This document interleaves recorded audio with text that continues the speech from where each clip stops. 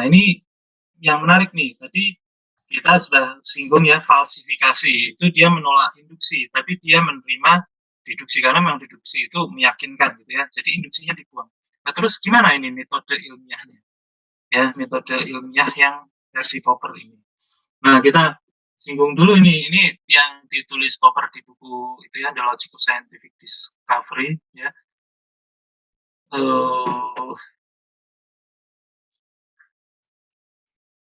Jadi kita mengajukan hipotesis gitu ya, di sini apa itu ya, kita mengajukan hipotesis, nanti konklusinya kita uji secara deduksi ya. Nah, nanti kita lihat ya, ini kita bahas dulu ini ya Pak Ibu ya. Jadi sebelum kita melakukan pengujian ya, dalam metode Popper itu kita periksa ini dulu. Ada 4 hal, ada 3 hal ini. Yang paling bawah ini pengujiannya. Ya, paling bawah ini pengujiannya. Yang pertama adalah internal konsistensi. Ya, ini saya izin sambil gambar-gambar, kalau nggak digambar sulit. Ya. Internal konsistensi ini sebenarnya tadi udah kita bahas Bapak Ibu ya. Internal konsistensi itu ya, tadi kan ada teori gitu ya. Teori ini kan di dalam teori itu nanti ada berbagai konsekuensi kan ya. Jadi teori itu sebenarnya cakupannya dia luas. Di dalamnya ada teorema 1, teorema 2 gitu ya. Seperti teori Newton. Teori Newton itu kan ada hukum Newton 1, hukum Newton 2, hukum Newton 3 gitu ya. Ini tergantung kasusnya. Tapi teori itu isinya bisa banyak gitu ya. Nah, dan dia punya konsistensi logis. Jangan sampai antara satu teorema dengan teorema yang lain itu ada kontradiksi. Jadi ya, kalau ada kontradiksi berarti internal konsistensinya udah nggak terpenuhi. Kalau tidak terpenuhi berarti dia tidak ada atau salah gitu ya. Udah kita tinggalkan gitu ya. Nah, dari teori itu karena ini adalah sains empiris, nanti kita turunkan apa yang tadi prediksi empiris gitu ya, prediksi empiris 1 ya, atau beberapa gitu ya. Yang ini nanti akan kita uji ya. Akan kita uji. Nah, seringkali prediksi 1, prediksi 2, prediksi 3 itu kita cek juga konsistensinya. Kalau ternyata konsekuensi teorinya itu adalah 2 prediksi dan ternyata 2 prediksi itu inkonsisten, berarti sebenarnya internally teori ini sebenarnya tidak konsisten juga. Gitu ya. Atau kita salah memahami teorinya, bisa jadi gitu. Ini kok konsekuensi logis dari teori ini itu prediksinya ternyata tidak konsisten, itu berarti dia mengalami inkonsistensi. Nah, ini ya Bapak Ibu harus perhatikan ya, langkah menurunkan dari sebuah teori menuju ke prediksinya, ini sebenarnya adalah deduksi. Ya, deduksi. Karena teorinya ini kita asumsikan dulu, teorinya itu benar. Karena kalau benar, ini bukan teori ya, hipotesis lah ya, karena dia belum diuji ya, anggap hipotesis. Kita asumsikan dulu hipotesisnya benar. Jika hipotesisnya benar, maka apa yang akan terjadi? Gitu ya. Itu kan deduksi ya Pak Ibu ya. Yang terjadi adalah prediksi 1, yang terjadi adalah prediksi 2, yang terjadi adalah prediksi 3. Terus kita cek konsistensinya ya. Perhatikan bahwa di sini adalah langkahnya adalah langkah deduksi. Kemudian nomor 2, ini yang penting juga, investigation of logical form of the theory. Ya, jadi teori itu bentuknya kan waktu itu sudah dibahas ya, ada yang bentuknya dia kebenarannya logik ya, truth-nya itu logic truth. Ya, ada logik gitu ya. Ada dia korespondensi. Ya, ada bisa pragmatis juga ya.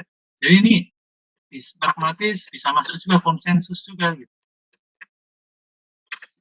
Logical formnya seperti apa gitu. Kalau dia ternyata bentuknya adalah penurunan matematis, kita pembuktiannya secara pembuktian logika matematis, maka kita nggak akan memplanning dia nanti melalui uji empiris gitu kan, nggak perlu. Jadi kita hanya melakukan pembuktian secara matematis. Kalau dia korespondensi, nah berarti ini kita perlu uji empiris. Kalau pragmatis, nah ini bisa kita lakukan uji empiris juga. Empirisnya, tapi bentuknya dalam bentuk kegunaan gitu ya. Apakah betul ini bermanfaat, gitu kan? Kita uji secara empiris. Konsensus berarti kita uji apakah dia sesuai dengan konsensus atau tidak ya.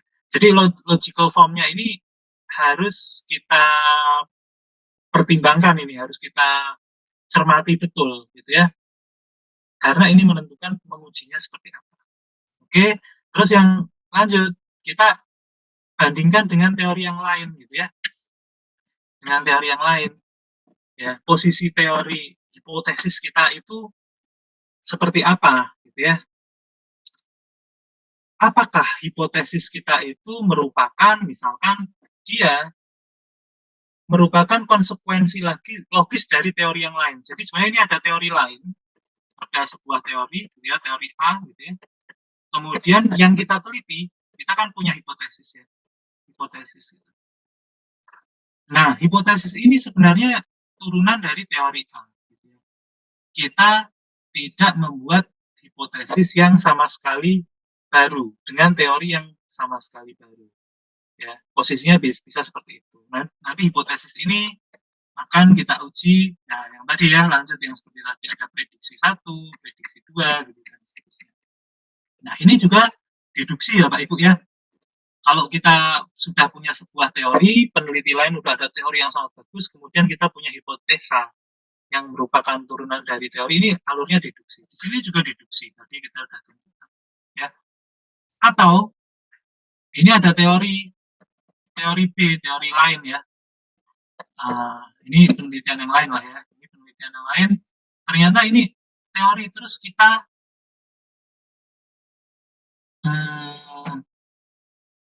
teori kita ya, hipotesis kita itu dia nanti bisa menyangkal teori yang lain. Jadi gini, teori B ini nanti punya konsekuensi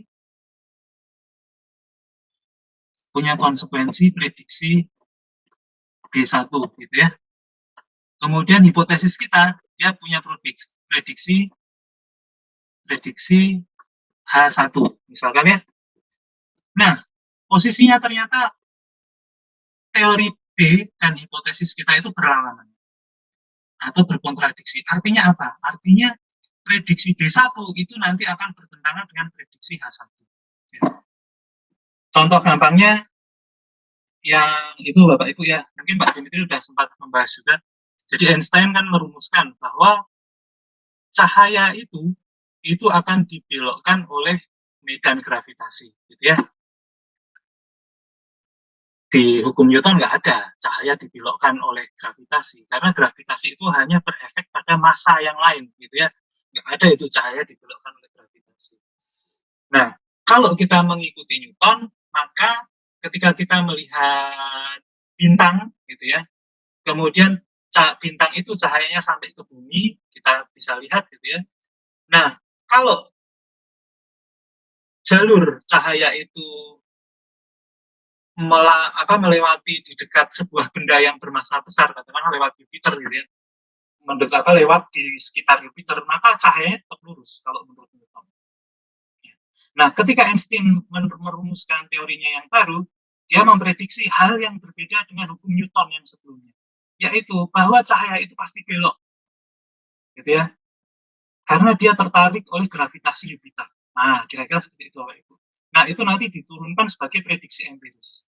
Berarti, kalau gitu, berarti nanti posisi bintang itu kalau menurut Newton itu harusnya di sana. Kalau menurut Einstein itu yang benar di sana. Gitu ya. Nah, berarti teori Einstein itu bertentangan dengan teori Newton dalam kasus itu. Ya.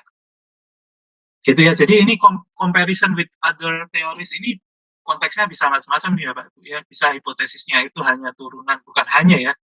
Hanya itu kesannya hipotesis itu memang turunan dari sebuah teori yang sudah ada, bisa juga dia menentang teori yang sudah ada.